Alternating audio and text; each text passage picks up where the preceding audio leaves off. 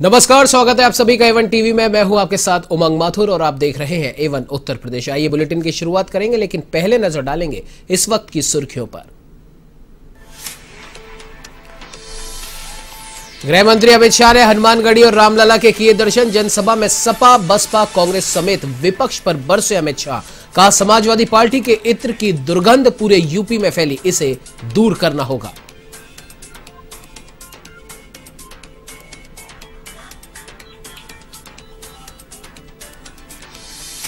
मुख्यमंत्री योगी आदित्यनाथ ने रायबरेली में विकास के नाम पर मांगे वोट। लोगों से की फिर से बीजेपी की सरकार बनाने की अपील। तो 834 करोड़ की 381 परियोजनाओं का किया शिलान्यास। आशा सहयोगियों को बांटे मोबाइल फोन।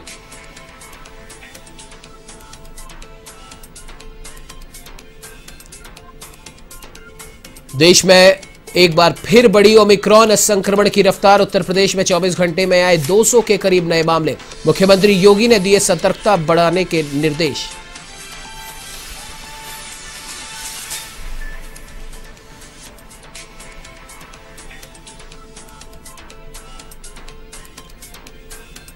पीयूष जैन के बाद सपा एमएलसी पर शिकंजा। कन्नौज में इत्र व्यापारी पुष्पराज जैन के ठिकानों पर आयकर का छापा। पुष्पराज जैन और मलिक मियां के ठिकानों पर हुई सर्चिंग।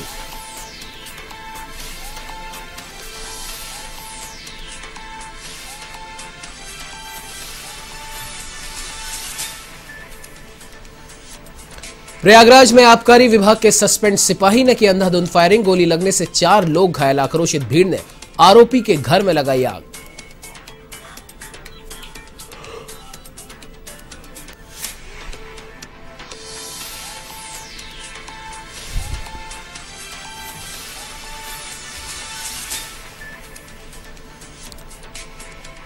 अब आइए बुलेटिन की शुरुआत करते हैं विस्तार से। आपको बता दें कि गृह मंत्री अमित शाह अयोध्या दौरे पर रहे, जहां उन्होंने हनुमानगढ़ी और रामलला के दर्शन पूजन कर मंदिर निर्माण के कार्यों की जानकारी ली। इस दौरान गृह मंत्री रामलला के दर्शन के बाद हनुमानगढ़ी पहुंचे। भूमि पूजन और राम मंदिर निर्माण आरंभ होने के बाद अमित शाह ने पहली बार रामलला के दर्शन देश के गृह मंत्री के रूप में किए।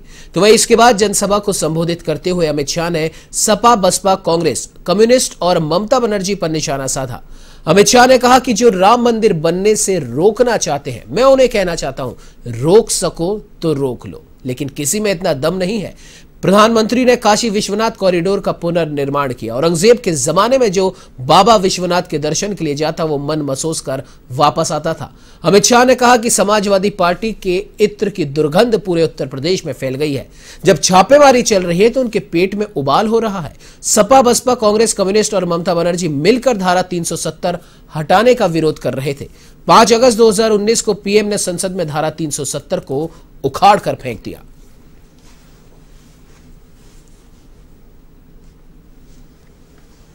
सरयू के पावन तट पर आज मैं खड़ा होकर आप सभी के दर्शन प्राप्त कर अपने आप को बहुत सौभाग्यशाली मानता हूं। ये भूमि प्रभु श्री राम की जन्मभूमि है।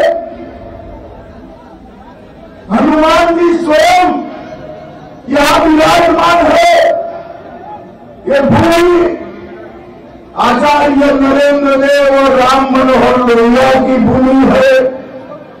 ये भूमि बाबा रामचंद्र, जिन्होंने अंग्रेजों के खिलाफ किसान आंदोलन किया था, उनकी भूमि है।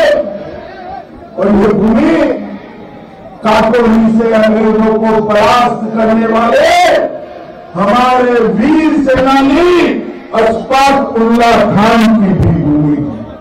ये भूमि 4 तीर्थंकर ऋषभदेव जी, भगवान अजीतनाथ जी, सुमतिनाथ जी और अनंतनाथ जी की भूमि है। ये भूमि को मैं बार बार प्रणाम करता हूं। तो वहीं सोनिया गांधी के संसदीय क्षेत्र रायबरेली के आईटीआई मैदान में मुख्यमंत्री योगी आदित्यनाथ कांग्रेस पर जमकर बरसे। उन्होंने कहा कि कांग्रेस ने सदैव देश के साथ कुठाराघात किया है। देश के अंदर आतंकवाद की जड़ और देश के अंदर भाषाई दंगा कराने की अगर कोई जड़ है तो वो सिर्फ कांग्रेस है। तो वही सपा पर हमलावर होते हुए उन्होंने कहा कि समाजवादी पार्टी हो या फिर कांग्रेस या फिर बहुजन समाज पार्टी, भ्रष्टाचार इनके जीन का हिस्सा बन गया है। भ्रष्टाचार के बगैर इनका काम ही नहीं चलता। विकास की इनकी कोई सोच है ही नहीं। 2017 से पहले जो दंगाई प्रदेश में पर्व और त्योहारों से पहले दंगा करते थे, क्या उनमें दुस्साहस है कि अब वो दंगा करेंगे? आज उत्तर प्रदेश में कोई दंगा नहीं कर सकता। इस दौरान मुख्यमंत्री योगी आदित्यनाथ ने रायबरेली में 834 करोड़ की 381 विकास परियोजनाओं का लोकार्पण व शिलान्यास भी किया।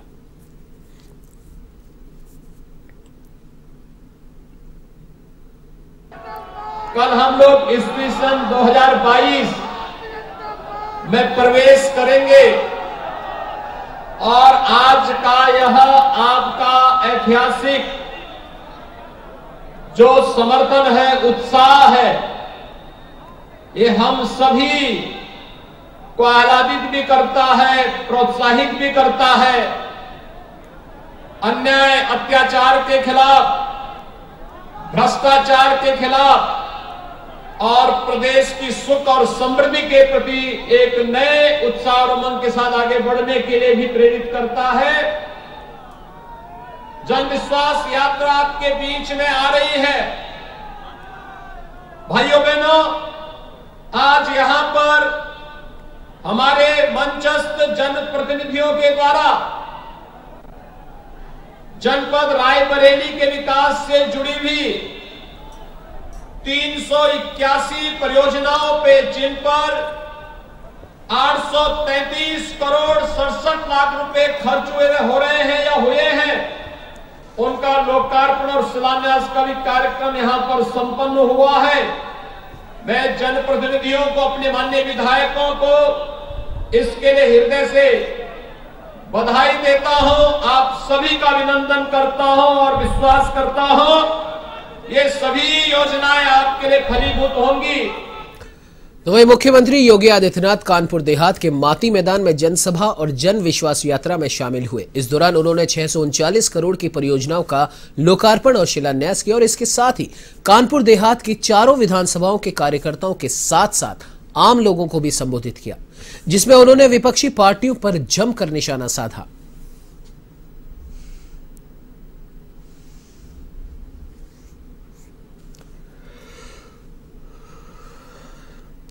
तो उत्तर प्रदेश में कोरोना के बढ़ते मामलों को लेकर सूबे के मुख्यमंत्री योगी आदित्यनाथ अब अलर्ट मोड पर है। ऐसे में मुख्यमंत्री योगी ने खुद स्वास्थ्य सेवाओं को लेकर मोर्चा संभाल लिया है और इसी के चलते मुख्यमंत्री योगी ने राजधानी लखनऊ में कोविड केयर फैसिलिटी और ऑक्सीजन प्लांट्स का निरीक्षण कर अधिकारियों को जरूरी दिशा निर्देश दिए। साथ ही चिकित्सा व्यवस्था दुरुस्त करने के लिए किए जा रहे कार्यों का फीडबैक भी लिया।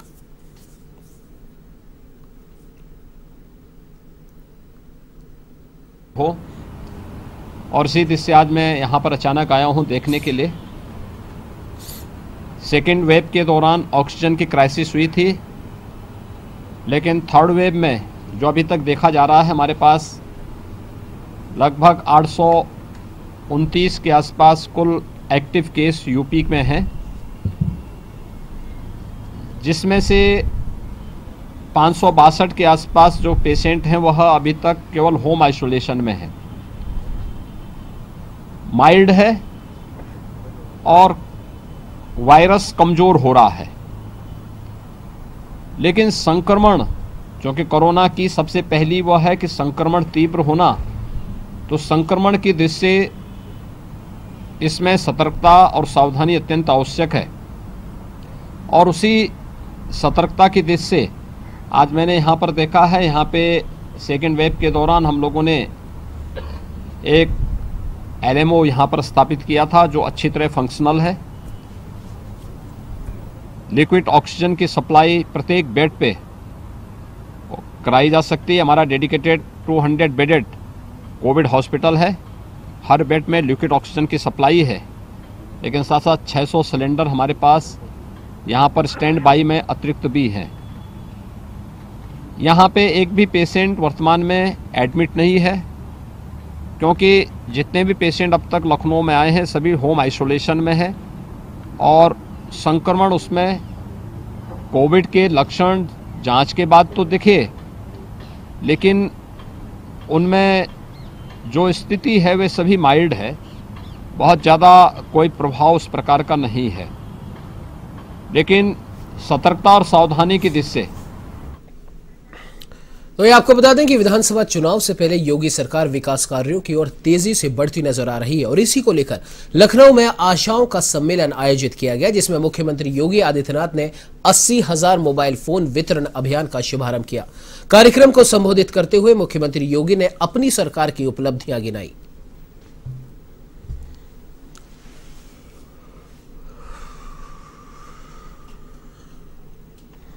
तो वही देश में ओमिक्रॉन ने अब रफ्तार पकड़ ली है, तो वही उत्तर प्रदेश में कोरोना और ओमिक्रॉन ये नया वेरिएंट डराने लगा है और इसी के चलते प्रदेश में महज 24 घंटे में 193 पॉजिटिव केस मिलने से हड़कंप मचा हुआ है। सबसे ज्यादा केस गौतम बुद्ध नगर में मिले, यहां 38 नए मरीज मिले हैं।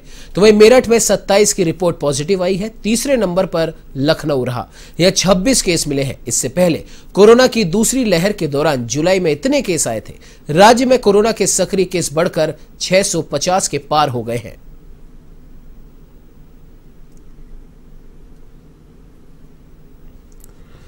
तो सपा अध्यक्ष अखिलेश यादव शुक्रवार को कन्नौज पहुंचे। उन्होंने भाजपा सरकार पर करारा हमला किया। अखिलेश ने कहा कि पंपी जैन के साथ प्रेस कॉन्फ्रेंस की सूचना मिलते ही समाजवादियों के यहां आयकर छापे डाले गए। ये सूचनाएं पहले से आ रही थी कि चुनाव से पहले सपा वालों के घर छापे पड़ेंगे। आपको बता दें कि पहले इत्र कारोबारी और एमएलसी पुष्पराज जैन पंपी के साथ अखिलेश को कॉन्फ्रेंस करनी थी। हालांकि शुक्रवार सुबह से ही पंपी के घर रेड पड़ गई और इसके बाद पंपी कॉन्फ्रेंस में नहीं पहुंच पाए। अखिलेश ने कहा कि झूठ के फूल लखनऊ से दिल्ली जाते हैं और फिर दिल्ली से लखनऊ आते हैं। सपा को बदनाम करने के लिए यह छापेमारी हुई है। उन्होंने बताया कि पहले जिस कारोबारी के घर से 197 करोड़ कैश मिला था उसका भी सपा से कनेक्शन जोड़ा गया। हालांकि जब वो जुड़ नहीं पाया तो खींच में अब सपा नेताओं के घर छापेमारी की है। अखिलेश ने कहा कि भाजपा के लोग नफरत की दुर्गंध फैलाने वाले लोग हैं, वो सुगंध कैसे बर्दाश्त कर सकते हैं।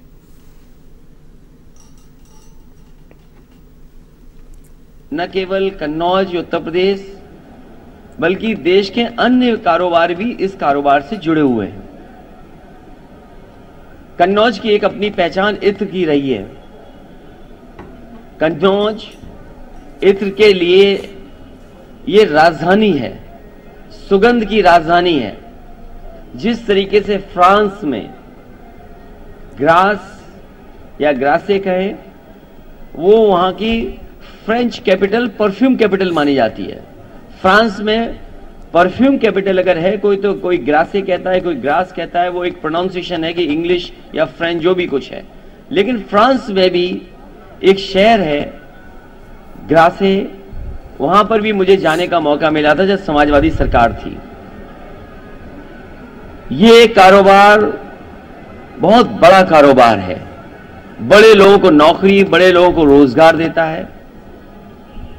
उसके बाद यहां पर एक परफ्यूमरी पार्क लाया गया था।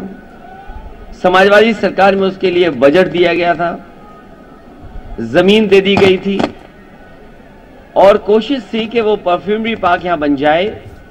और परफ्यूमरी पार्क से ये फायदा होगा कि जो यहां का किसान है, फूल पैदा करता है, फूलों की खेती करता है, अगर वो सीधा जाकर के। बता दें कि उत्तर प्रदेश के कन्नौज में 2 और इत्र व्यापारियों के घर इनकम टैक्स विभाग ने छापा मारा। एक व्यापारी का नाम पुष्पराज जैन और पंपी है, वो समाजवादी पार्टी से एमएलसी भी हैं। उन्होंने 2022 के लिए 22 फूलों से बना समाजवादी इत्र लॉन्च किया था। ये छापेमारी अभी जारी है। पुष्पराज सपा अध्यक्ष अखिलेश यादव के करीबी और पार्टी के बड़े फाइनेंसर बताए जाते हैं। पीयूष जैन के बाद यहां छापेमारी से पंपी ही चर्चा में थे और इसके अलावा एक और इत्र कारोबारी मलिक मियां के ठिकानों पर भी कन्नौज में छापेमारी चल रही है। तो वह आईटी की इस कार्रवाई से कन्नौज में चर्चाओं का बाजार गर्म है।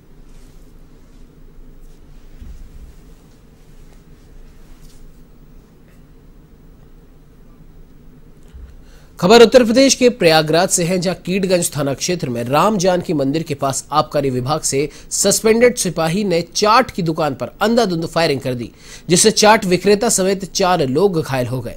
घटना के बाद घायलों को इलाज के लिए अस्पताल में भर्ती कराया गया। तो वहीं सूचना पर पहुंची पुलिस मामले की जांच पड़ताल में जुट गई है और इधर घटना से आक्रोशित लोगों ने अंधाधुंध फायरिंग के आरोपी विमलेश पांडे के घर में आग लगा दी, जिस पर पुलिस ने लोगों को शांत कराया।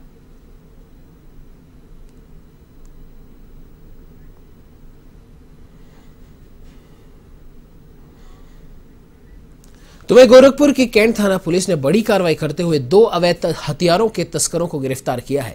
इस दौरान पुलिस ने तस्करों से तमंचा, पिस्तौल सहित जिंदा कारतूस भी बरामद किए। फिलहाल पुलिस दोनों गिरफ्तार तस्करों के खिलाफ आर्म्स एक्ट में मामला दर्ज कर जेल भेज रही है।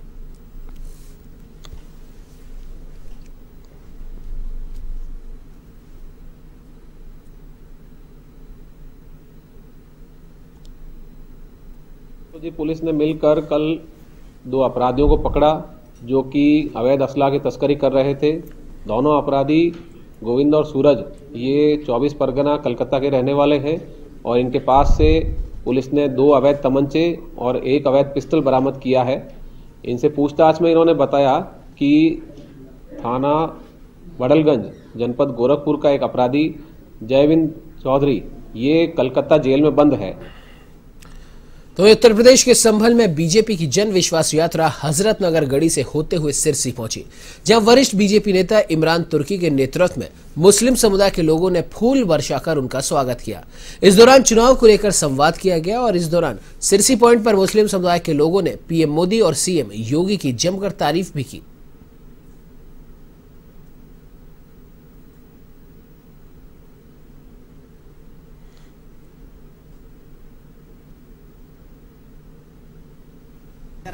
देखिए, आज जुमे का दिन है, हमें रिझाने की ज़रूरत नहीं है।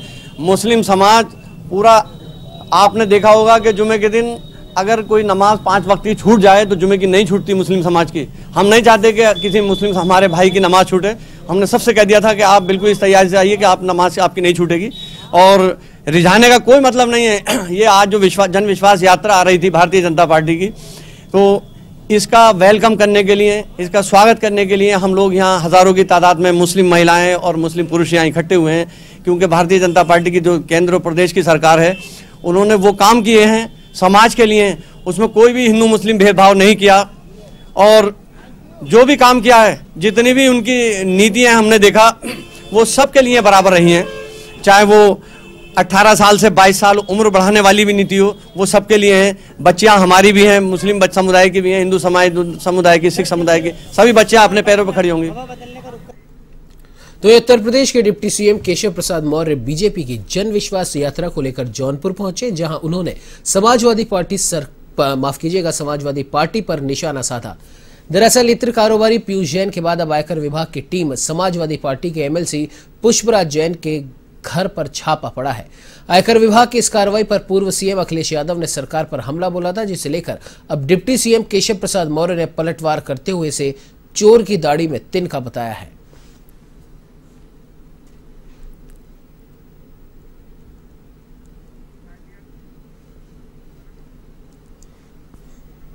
छापे की किसी कार्रवाई पर अगर एक भी शब्द उनके मुंह से निकला है तो यह मैं मानता हूं कि अभी मैंने सुना नहीं है, आप बता रहे हो उसके आधार पर बोल रहा हूं, तो ये चोर के दाढ़ी में तिनके जैसा है। जांच की जो एजेंसियां होती हैं अगर वो कार्रवाई नहीं करती, ये तहखाने में छिपाया गया गरीब कल्याण के लिए जो पैसा 280 करोड़ रुपए कैश बरामद हुआ है, ये कहां से बरामद होता। समाजवादी पार्टी ने अपने शासनकाल में जो भ्रष्टाचार किया है उसका खुलासा हुआ है। तो वहीं मिर्जापुर पुलिस की मादक तस्करों के खिलाफ लगातार कार्रवाई जारी है, जहां पुलिस ने अरोरा थाना क्षेत्र के लखनिया दरी गांव में नाकेबंदी के दौरान 1 क्विंटल 45 किलो गांजा पकड़ा, जिसकी कीमत 50 लाख रुपए बताई जा रही है।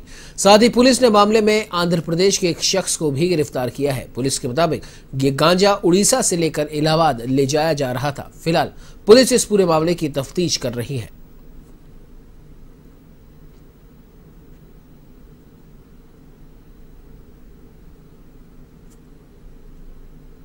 कल दोपहर बाद मुखबिर द्वारा एक सूचना प्राप्त हुई कि सोनभद्र की तरफ से एक बोलेरो गाड़ी आ रही है जिसमें गांजा लदा हुआ है। तो इसी से उस पर थाना अरोरा क्षेत्र में लखनिया दरी के पास सघन चेकिंग की गई, जिसमें एक बोलेरो आ रही थी और पुलिस को देख के उसने भागना शुरू किया।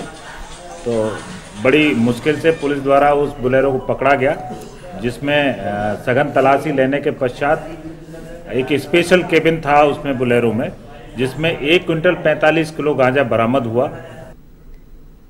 इस बुलेटिन में फिलहाल इतना ही। देश प्रदेश की तमाम बड़ी खबरों की जानकारी के लिए आप बने रहिए हमारे साथ और देखते रहिए A1 TV। नमस्कार।